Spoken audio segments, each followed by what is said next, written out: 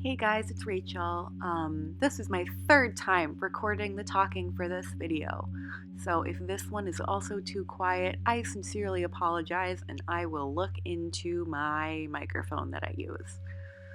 Um, but yeah, so welcome to this video. I know it's been a little bit, but I really wanted to put out this March plan with me. I left a blank page because I was using my bullet journal to plan before school, and then I just had to go on to the next day because it was today and I didn't want to waste time working on a monthly spread. And so I left my calendar grid and my photos and my colors that I had planned, and I just forgot about it for a while. But I had everything, and I had my little goose arm set up ready to record a video, and I was like, I'm just gonna record this. And that ended up being awesome because I was able to get through the setup really fast because I was due to go with my mom to take Cora for a walk. Shout out to the footage that was right before this clip that I took from that walk. And it helped me get through this really fast, which also made editing it a lot easier. So this is something for future Rachel to remember. Yeah. So I hope that you guys enjoy this video. I know it's super late. In case you didn't know, bullet journal videos are supposed to go up a week-ish before the start of the month in order for them to be useful to people for setting up their own bullet journals and also search engine optimization, stuff like that. So sorry, I guess is what I'm trying to say. And I hope it still is helpful to you, and if you like it, give it a like so that I know that you care that I put this up. I really do enjoy making these. I just tend to get a little bit slowed down by daylight. Again, I live in Minnesota and the sun goes down at 5 o'clock in the middle of the winter. So, and then I have a job. So I just really can't film videos because I'm not home when the sun is up, which is really sad. But that's fine. Moving on.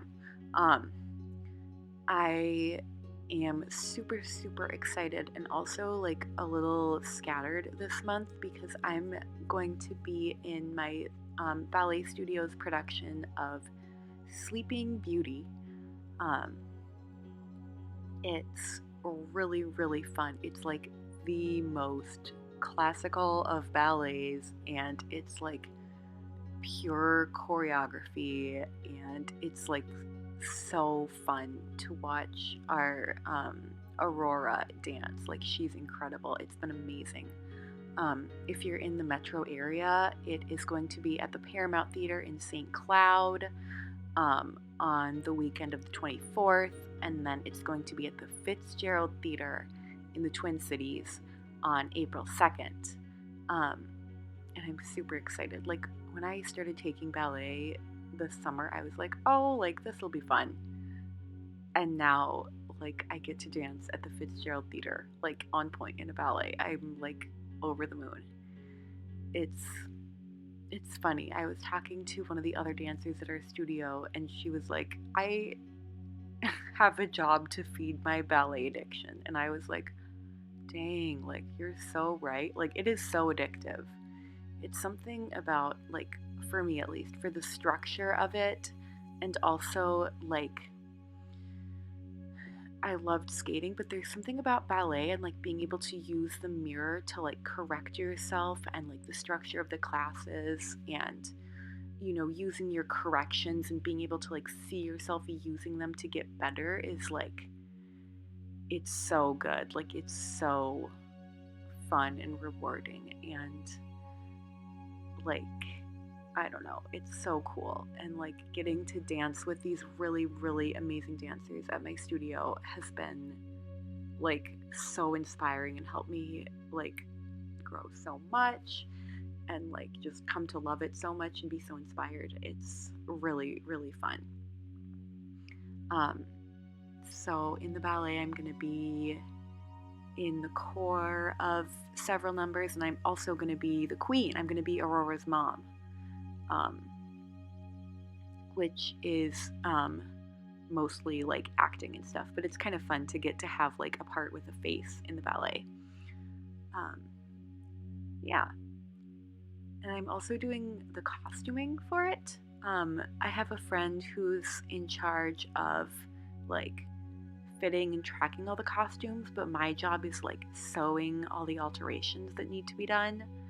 Um, our funniest alteration was for our canary fairy. Um, if you've never seen the ballet, there's like a whole little crowd of fairies, like more than just the like Flora, Fauna, and Merryweather from the Disney movie. There's like a bunch of them. Um, and the canary fairy is like this little yellow one who comes in and is like all cutesy and whatever. And we have these really, really awesome girls who are splitting the part, who are like super, tiny and young and precocious and like talented and everything. Um, but the costume that we have for it, and it's like you can't use a different one because it's the canary fairy and it's like bright yellow, and like what else can you use? But it's the size of an adult woman, and one of our little girls is like 11 and like 55 pounds, and so we had to make it fit her, and I had to like take apart the layers of netting on the tutu and like make sure that there was enough room for the waistband to like hook and overlap itself as much as it needed to fit her like tiny little body. And I did it, and I'm really proud of myself, but holy cow, was it a lot of work. And then I've been like fitting everybody's costumes. That was the craziest one, but there's been some other stuff to do. So, over the past couple months, I've been, taking class from like 5:30 to 7:30, but then right after school, my school ends at 4:20. Haha. And I go to the studio like right after, and then I just sew until it's time for class. But it's fun. I love it. Like I said, it is addictive. However, I am like, I don't do my laundry. Like I don't remember things. Like it's been a lot of ballet. I've been taking like a 2-hour class 3 weeknights, and then our rehearsals for the ballet are like 5 hours on Saturday. No, 7 hours on Saturday, 5 hours on Sunday. So like 12 hours of dancing every weekend. So like as you can imagine, like I'm a little crazed. But it's fine. I think it's going to be worth it. I'm super excited for our shows. I think they're going to be beautiful. Our soloists and our corps are like so talented. And it's going to be awesome. That being said, I think it was super, super good for me to sit down with my notebook and do this video. Even though it's late in the month, I think like I super duper needed to like get my life together and like get some things out of my brain and onto paper. If you can hear weird music, I'm sorry. Music sounds. I'm sorry, I am moving my computer to a different spot because it is about to die, and I am not about to lose my angle on this microphone that I think is going to actually be audible for once. Sorry, was that quiet enough?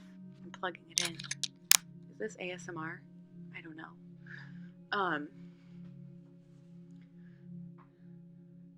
What was I saying? Oh yeah. So I had like all this stuff picked out and the colors, and my printer isn't working, so I couldn't print new photos. So I like saved these photos for it because I thought they were wintry enough to be a monthly header for the month of March, which in Minnesota is the middle of winter still. Yeah, my printer is not working for me, which is going to be a problem with this next thing I'm going to share with you.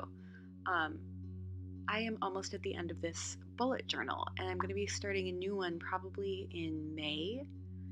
And this is my longest running bullet journal.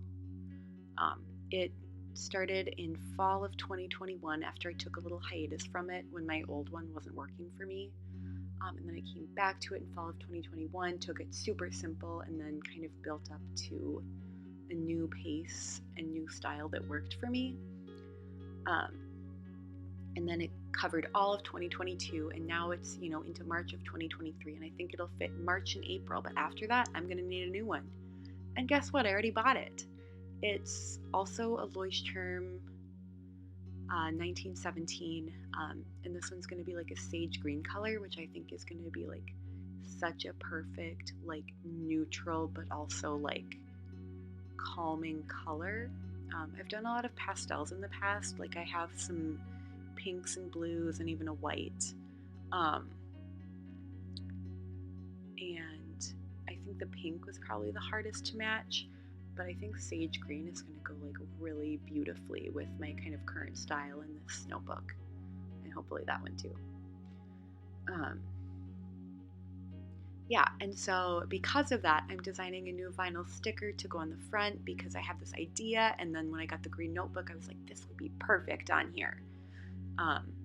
So I'm drawing that on Procreate. I've gotten back into like using Procreate because I learned finally how to like easily change transparency on a layer without like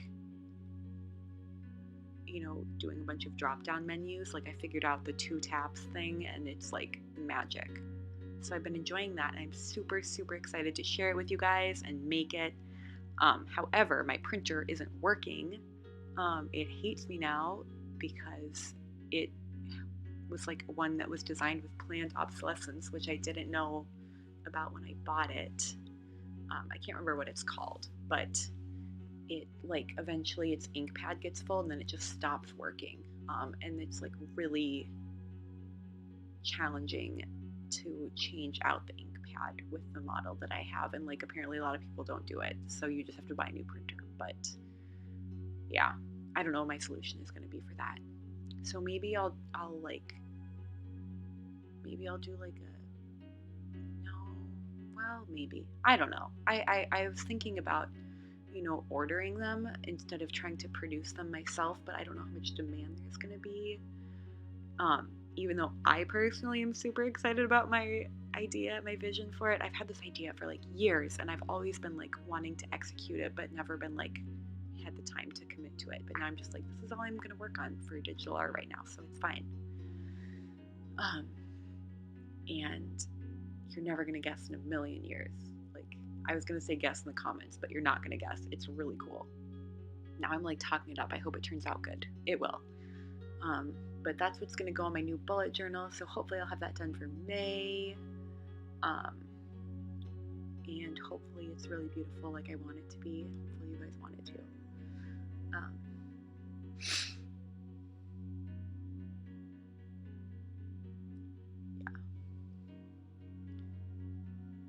I'm like low-key thinking about illustrating a new sticker sheet, but I know that might be a lot on top of like this final sticker and stuff, but I like stickers. I like stickers a lot.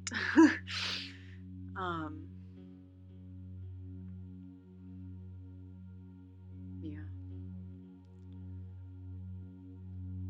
I'm trying to think what else to tell you guys about. I feel like I've had so much going on that like I'm not tracking things properly. Like my brain is not where it usually is. It's full of ballet and teaching observations and snow.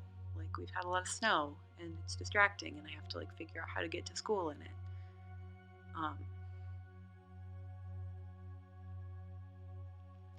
Yeah, I don't know.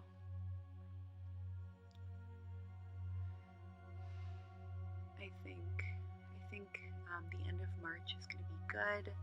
I'll get a little bit of a spring break in between our 2 performance weekends, and I'll just get some downtime, which I think I need. I'm just trying not to like be that teacher that gets the flu on spring break, because like you finally get a break and then your body's like, oh, because that would be bad to have right before our second show. I'm probably like totally jinxing myself by talking about it, but that's fine.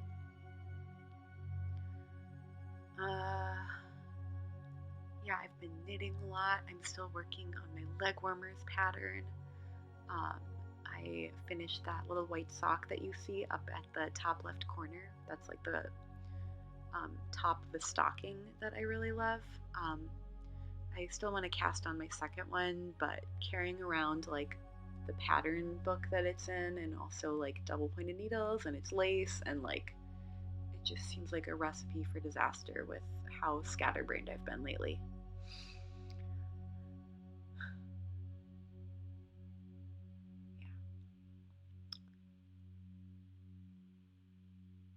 Um, yeah, I'm sorry. Like, I'm just. Ah, I thought I had so much to say, and suddenly I don't know what to say. I think I'm really lucky to be getting to do so many things that I love so much and are so exciting to me. Um, so I hope it doesn't sound like I'm like complaining about all this craziness because I feel blessed to be able to have so many things that are keeping me so busy in such an exciting way. Um, I hope that you're doing well wherever you are. I hope you enjoyed this video. Again, show it some love. I know it's late in the month, so it probably won't do as well as it would have if I'd put it out earlier. So, give it a like if you liked it. And yeah, I hope everything's good. I hope I get to see you for my May setup. Um, and I hope my ballet goes well. All right, I will see you guys soon, and bye for now.